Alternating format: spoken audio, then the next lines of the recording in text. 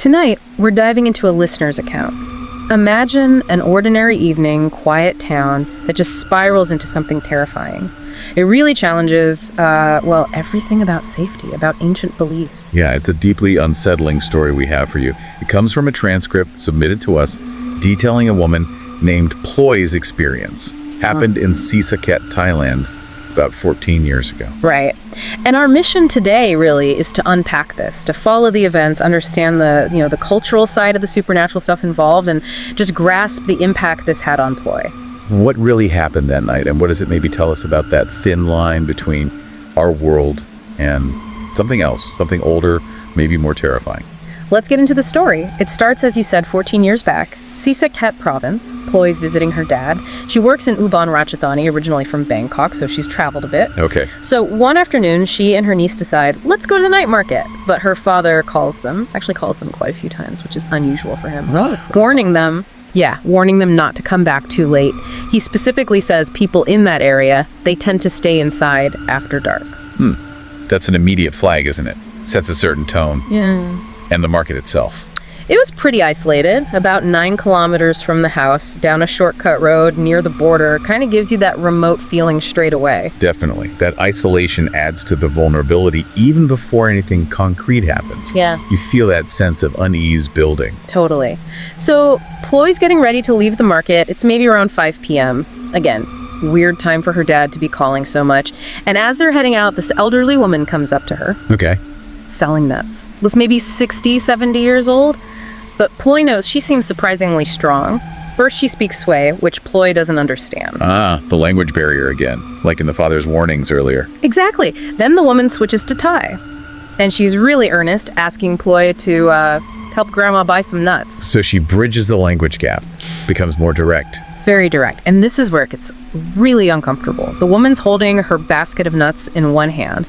With the other hand, she starts stroking Ploy's arm repeatedly. Wow. And she's remarking on how good Ploy's skin is. That touching, plus she's asking all these questions, where Ploy's from, where she lives. It just creates this instant feeling of wrongness. I can imagine. It's very invasive. Yeah. Ploy and her niece are both feeling it. The niece actually nudges Ploy, like, let's wrap this up. But Ploy, maybe just wanting to be polite or get away quickly, she buys 2 bags of nuts anyway. That physical contact, the stroking. In many traditions, that's significant. It can be seen as establishing a link, almost marking someone. Yeah. It feels deliberate, not casual, especially given what happens later. It definitely hangs in the air. So later that evening, Ploy's back at her dad's place. It's a 2-story wooden house. She decides she'll sleep downstairs, watch some TV. Okay. Her father sets up a mosquito net for her over a mattress. And he's really careful about it, tucking the edges right under tight so the fan doesn't blow it around. Right, keeping it secure.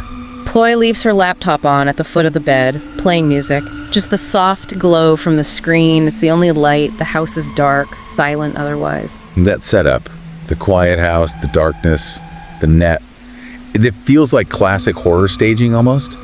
That net is meant to protect, but it also isolates her, doesn't it? It really does. It creates this little bubble, but maybe not the safe kind. It's an ordinary precaution against an extraordinary... Well, we'll see. Exactly. The contrast makes the violation even worse. So what happens next is just horrifying. Ploy is lying there in the dark, playing on her phone. She glances up at her laptop, maybe to check the song title or something. Yeah. And as she looks to her left, she sees the face, pressed right up against the mosquito net, a distinct nose and mouth pushing against the mesh, trying to look in. Oh my God. Not just a shape, but features. Yeah. Right there, trying to peer in. Instantly, Ploy's entire left side just goes numb and painful. Her left arm feels incredibly cold, she said, like it was plunged in ice water. A physical reaction. Intense. So intense, she drops her phone in shock. And the light from the laptop, it illuminates what's happening. The entity. It's licking her arm. Through the net. No, it's licking her arm. Actively licking her arm. Ploy just lets out this blood-curdling scream. It echoes through the whole house. I can only imagine. The coldness, the numbness, and then that. It's not just seeing something. It's a physical violation. Horrific. Our parents rush in, of course. Her mom flicks on the lights. What's wrong? What happened? Her dad lifts the net. Ploy is just shaking, crying hysterically. Go ahead, she can barely speak, just stammers out something like, something tried to bite my arm. It was licking my arm. Her mother looks at the arm and finds a clear, wet saliva mark. Wow. actual physical evidence. So it wasn't just a feeling or a hallucination. Yeah. There was residue. Tangible proof. And Ploy is still in intense pain, still numb on that side. What's striking is the family's reaction. They don't seem to waste time on disbelief, do they? It's like they immediately shift into protection mode. Exactly. It suggests this isn't entirely outside their realm of possibility. It's a known type of threat, maybe, within their culture. They know there are steps to take. Right, it's not panic, it's procedure almost. A culturally ingrained response. And those steps are taken fast. Ploy's grandmother is called immediately. She comes over, takes a kama, that's a traditional Thai loincloth, puts it around her neck. Okay, the kama can be ceremonial. She lights incense, goes outside, starts speaking in Sway language, then tells Ploy's mom to put incense sticks all around the house in the 4 cardinal directions. North, south, east, west. Classic warding ritual. Creating a protected space. And using the Sway language again, the same language the market woman first used. That feels significant. It connects back, doesn't it? Then, around 11 p.m., Ploy's dad takes a wooden club. He walks around the outside of the house, knocking on the fence, also speaking in Sway. So, physical element too, patrolling the perimeter. Yeah, physical and spiritual. After that, Ploy is led to worship Buddha. She's given a takrut, that's a type of Thai amulet to wear for protection. Multi-layered defense. Incense, language, physical presence, Buddhist blessings, protective amulets, they're covering all bases. And the grandmother keeps chanting prayers continuously from 11 p.m. until 1 a.m. 2 solid hours. Yeah. That underscores how serious they felt the threat was. It wasn't a quick fix. It was a sustained spiritual battle. It's really something, seeing that traditional knowledge just kick into gear like that. It tells you how real these threats feel to them. Absolutely. But even with all of this, Ploy can't sleep. She feels this intense heat now, and she just keeps crying. Her father wraps a Si Sin, a sacred thread, around her neck and both arms, tells her to try and sleep. The size, another layer of protection. Ploy's completely exhausted. She asks for sleeping pills, but her mother absolutely forbids it. Really? What? Her mother warns her if she sleeps too deeply, it will take her completely. She needs to stay alert enough that they could wake her if something happened. Wow. So the danger wasn't over. Possession was still considered an immediate risk. The entity might exploit total unconsciousness.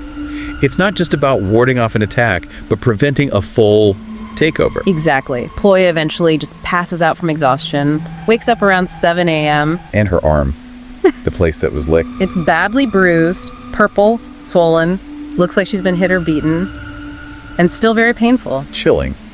That physical mark again. It validates the whole experience in such a visceral way, moves it beyond nightmare territory. Undeniably real for them.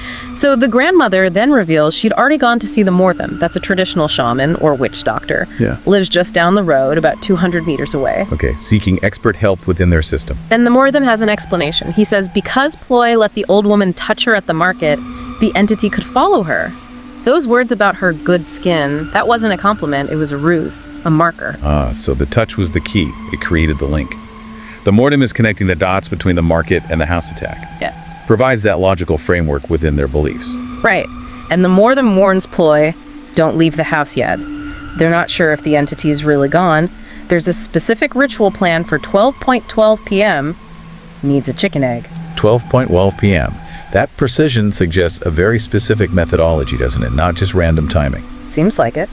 So Ploy's waiting inside. A Phum Phuong truck drives by, those mobile vendors selling groceries and stuff. Stops across the road. It's a 4-lane road there. Okay, an ordinary scene. Ploy's mom goes across to buy some things. Ploy's watching her from the house. Her mom looks back like, need anything?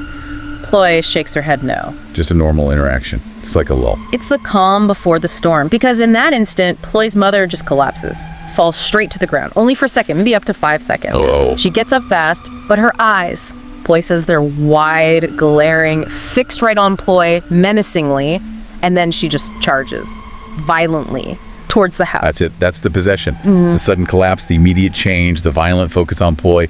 Classic signs. She's not herself anymore. Not at all. Ploy's uncle-in-law sees it, rushes to intercept her. He struggles to hold her back. Ploy's father joins in. Both men are wrestling with her.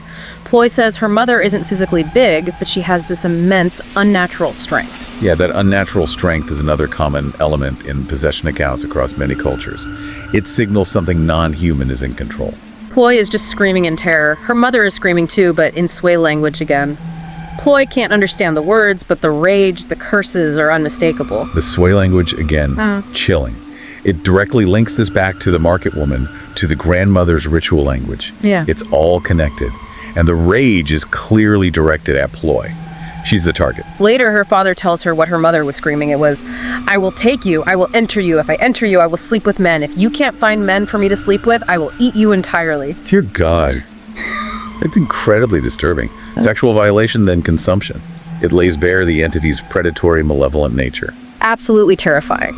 At that moment, Ploy's aunt-in-law grabs her, tells her urgently, "Get your essentials, start the car, leave now." Get her away from the possessed mother. Yeah. Ploy is just torn, terrified for her mom, but also for herself.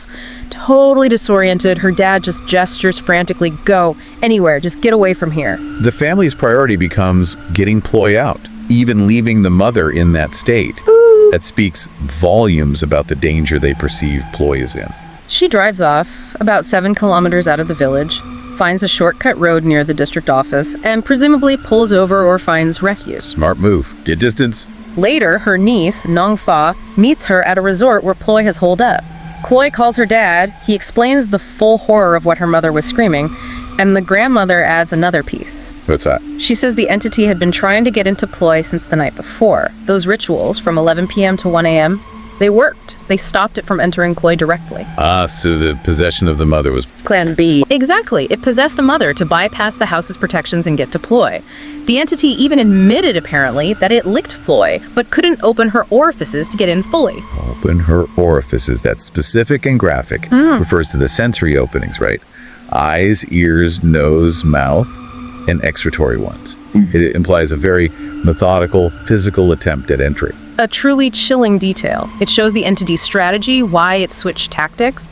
The rituals forced its hand. So the more than confirms it, this entity is a Phi-pop. Yes. He identifies it specifically. A type of malevolent spirit in Thai folklore, known to prey on beautiful women, women with good skin.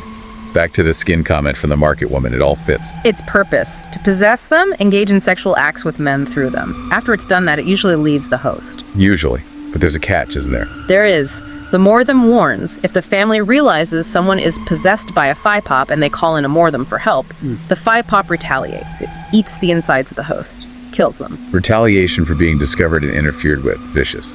The Morthem said he knew of 4 cases like that. All fatal. All foreign women victims. That detail about foreign women, it adds another layer. Maybe suggests they're seen as more vulnerable or perhaps less protected by local beliefs or practices. Hard to say, but it's specific. It gives the Phi-pop a known deadly history in that area. It really grounds the threat. So Ploy makes her decision. She's going back to Ubon Ratchathani.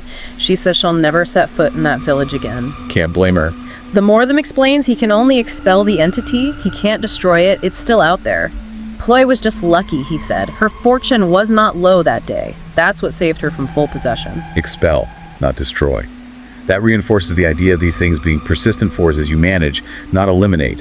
And the fortune aspect, like fate or maybe spiritual resilience, played a role in her protection. A combination of ritual and perhaps something inherent in her. It seems so. And the whole ordeal left a huge mark on Ploy, as you'd expect. To this day, she's extremely wary about physical contact with anyone. That makes sense, given the touch was the trigger. And she continuously wears that taproot amulet her mother gave her. Never takes it off. A constant reminder and a constant source of protection.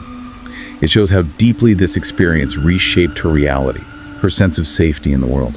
What an absolutely chilling story this deep dive turned out to be. We went from what seemed like a simple market interaction to a full-on spiritual confrontation in her own family home. Yeah, it's a powerful illustration of how these traditional beliefs about spirits, protection rituals, they aren't just folklore.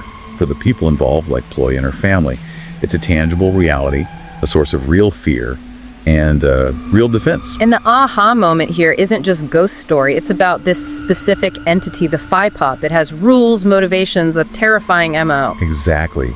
It highlights the very real, immediate danger perceived by those who live within that belief system, and the lengths they go to using culturally specific methods for protection. It wasn't just random chanting, it was a targeted defense against a known adversary. It really makes you think, doesn't it? It raises that question. When we hear supernatural accounts from different cultures, how do we square our own reality with the lived experiences, the deeply held beliefs of others? What unseen battles might be happening, in quiet places around the world just outside our usual perception? Something definitely to ponder. Thank you for joining us on this deep dive. If Ploy's story resonated with you or just chilled you to the bone, maybe consider liking this episode. Sharing it could bring it to someone else who finds these accounts fascinating. And subscribing to the channel means you won't miss our future explorations into unsettling true narratives. Until next time, stay curious.